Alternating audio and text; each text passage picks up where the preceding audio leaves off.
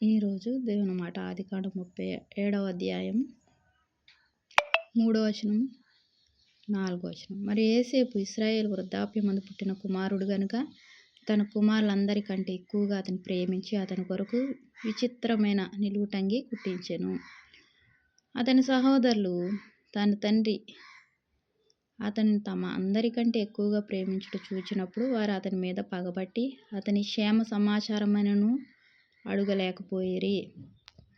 అయితే ఇక్కడ ఆదికాండం 37వ అధ్యాయం 3వ వచనం 4వ వచనంలో యాకోబు యొక్క వృద్ధాప్యంలో యోసేపు జన్మించాడు.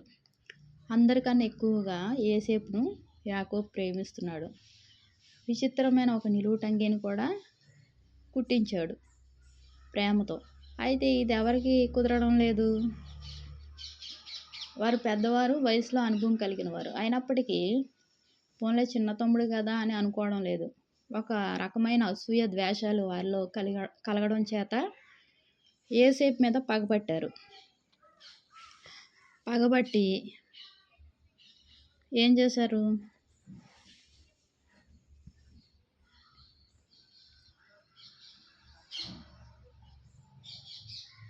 ఇక్కడ చూడండి 28వ వచనం.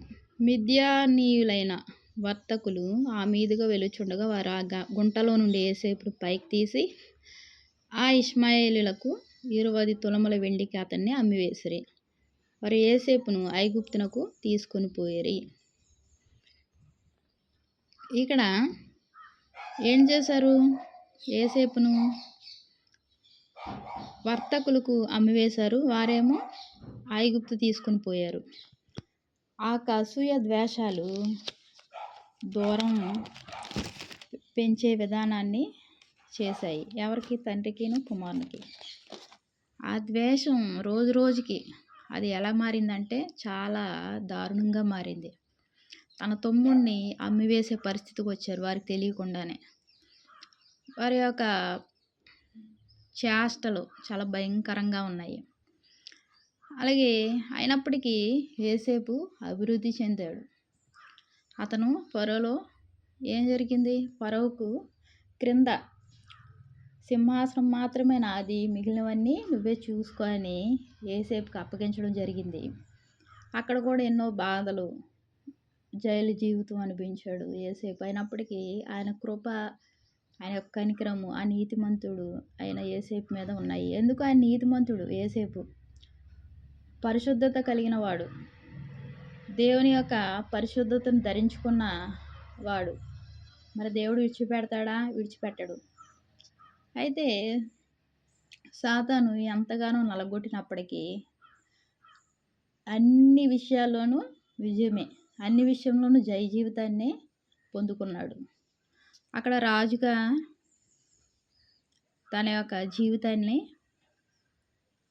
ఉంచాడు దేవుడు. మరి ప్రేమైన దేవుని మాట వింటున్న వాళ్ళారా, నీ జీవితంలో, వాక్యం వింటున్న మనందరి జీవితంలో శత్రువులు, మనకు తెలిసి తెలియని వారు ఎంతోమంది మనం దూషిస్తూ, నిందిస్తూ, హేళన చేస్తూ, వెలివేస్తూ ఇలా ఎంతోమంది ఉంటారు. అయితే మనము నీతితోనూ యథార్థతతోనూ పరిశుద్ధమైన దేవుని సేవిస్తూ ఆ పరిశుద్ధిని యొక్క వెలుగులో ఉంటే సమస్తమును మనకు చెడు చేయాలని ఇంకా రకరకాలుగా యోచించి వారి ఆలోచనలు, వారి యొక్క క్రియలు ఏమైనా తేడాగా ఉంటే ఆయనే చూసుకుంటాడు. మనం మాత్రం మన యొక్క దేవుని స్మరించుకుంటూ ముందుకు వెళ్ళిపోవాలి. మన యొక్క దేవునితో సహవాసం వదిలిపెట్టకూడదు. యోసేపు అలాగే దేవుని మాత్రం వదిలిపెట్టలేదు. దేవుడే తన శత్రువులను చూసుకున్నాడు. శత్రువులకు సిగ్గు, అవమానాన్ని కలుగజేశాడు. యోసేపును ఉన్నత స్థితిలో ఉంచాడు. మరి నువ్వు నేను కూడా శత్రువు విజృంభించినప్పుడు మనం ఇంకా దేవుని వైపు చూస్తూ ఉంటే శత్రువు ఏమవుతుంది? కూల్చబడుతుంది. ఆయన మనకు తోడుగా నీడగా ఉంటాడు. మన యొక్క జయ జీవితము, ఆరంభమైన జయ జీవితము అలాగే అది ఇంకా జయ జీవితంగానే ఉంటుంది చివరి వరకు. అయితే ఆరంభం ఎక్కడ మొదలవ్వాలి? శత్రువు విజృంభించినప్పుడు మనం దేవుని వైపు చూడాలి. వారి వైపు చూడకూడదు. మనం వారి యొక్క బలహీనత అది. యోసేపు అన్నల బలహీనత ఏంటేంటి? తన తమ్ముడిని ఓర్చలేని స్థితి. తన తమ్ముడి మీద అసూయ పడే స్థితి. వారిలో అదొక బలహీనత. ప్రతి ఒక్కరికి బలహీనత ఉంటుంది. రకరకాల బలహీనతలు. ఒకరు అస్తమానం తిడుతూనే ఉంటారు. ఒకరు ఏడుస్తూ ఉంటారు. వారి యొక్క బలహీనతలు. అయితే మనం వారిని చూడకుండా మనం దేవుని వైపు చూడాలి. వారి బలహీనతలను సరిదిద్దేది దేవుడే. ఇంకా వారిని ఏ ఏ ఏ త్రోవలో ఉంచాలో, ఎలా ఉంచాలో నీకు విరోధంగా రూపింపబడిన ఏ ఆయుధము వర్ధిల్లదు. నీకు విరోధంగా నిన్ను బాధపెడుతూ, నిన్ను ఇబ్బంది పెట్టాలని చూసే ప్రతి దాన్ని దేవుడు తన హస్తాలతో పట్టుకుంటాడు. అయితే మనం మాత్రం మనం జోక్యం చేసుకోకుండా ప్రతి విషయాన్ని దేవునికి అప్పచెప్పి మనం దేవుని వైపు చూస్తూ మన యొక్క నోరు శుభ్రంగా ఉంచుకుంటే దేవుడు మనకి జయ జీవితాన్ని ఇస్తాడు. దేవునికి వందనాలు. ప్రార్థన చేసుకుందాం. మహాప్రేమ గల తండ్రి, కృపగల ఆయన తండ్రి, యోసేపు జీవితంలో ప్రభువా నాయన గొప్ప తండ్రి ఆశీర్వాదాలను అనుగ్రహించావయ్యా. అన్నలు అమ్మివేసినప్పుడు మాట్లాడలేదు ప్రభు, నీ వైపే చూశాడు. జైలుకు పంపించినప్పుడు మాట్లాడలేదు, నీ వైపే చూశాడయ్యా. అయినప్పటికీ ప్రభు నాయన అన్ని విషయాల్లో జయ జీవితం ఇచ్చి సమస్యలను ప్రక్కన పెట్టి ప్రభు వాటిని తొలగించావయ్యా. తండ్రి, నీ వైపు చూసిన వారికి సమస్తము మేలే తండ్రి, సమస్తము జయమే తండ్రి నాయన.